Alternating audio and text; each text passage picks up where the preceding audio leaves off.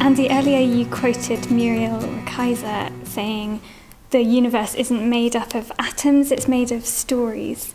Could you share your thoughts with us?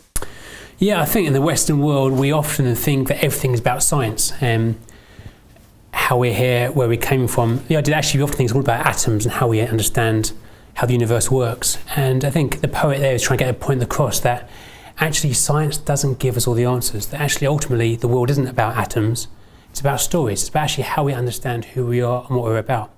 And for me, science is great. I love looking at science. I went to the Science Museum a couple of years ago, had a big kind of campaign saying, Science Museum, find out who you are.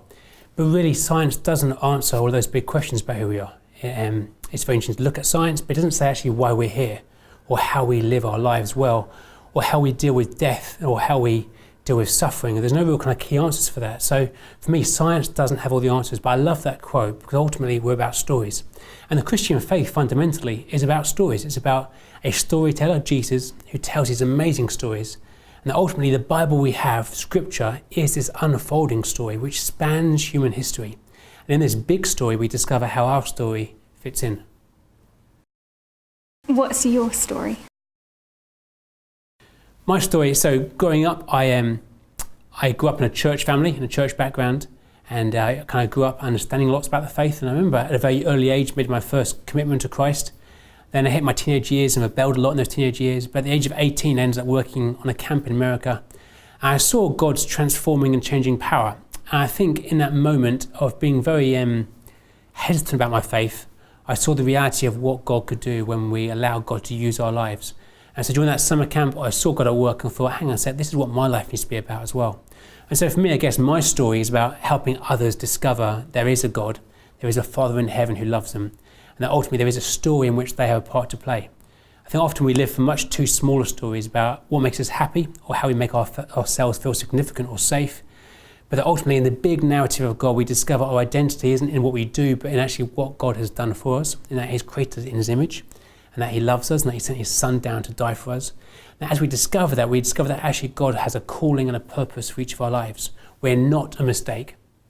We have a part to play in God's unfolding story, in bringing hope and redemption to a broken world. And how does the Bible shape your own ministry?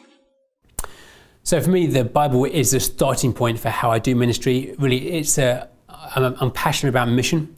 Before we can do mission, we have to have a revelation of who God is. And in Scripture, we have this revelation through Jesus, of Jesus being grace and truth. And as I read those stories in the Gospels, I begin to work out how do we share and communicate our faith today. So for me, I particularly like how Paul approaches the people in Athens when he reads about the statue to the unknown God and the altar to the unknown God, and how he uses that idea that God's already at work in society and culture, and rather than condemning it, he looks for what God's doing and he draws upon it and begins to speak truth into that context. And so for me, I'm always looking at how we share and communicate our faith in the world. What is God already doing in our culture? What are the questions people have? What are the things God's already stirring people's hearts? And how do we enable them to be stepping stones to share more of the Christian faith? Do you have a favourite Bible story? I guess my favourite Bible story is probably the woman caught in adultery. I love the way that Jesus is caught outside the temple, and this woman is kind of dragged before him, and there's this moment where the guy's going to try and stone her to death. And this trap is set for Jesus. And just what he does, that he's often so creative in the way he engages, rather than just coming back at them straight away. He begins to kind of draw on the floor. I'm not quite sure what he drew on the floor. It's various different ideas, which I quite like. But he then defends this woman and says to the crowd, you without sin cast the first stone. And what I love about Jesus is that sense of love and of truth, that he really loves this woman who is kind of just being used as bait, really. He cares for her so much, has compassion for her, he's willing to risk his life for her.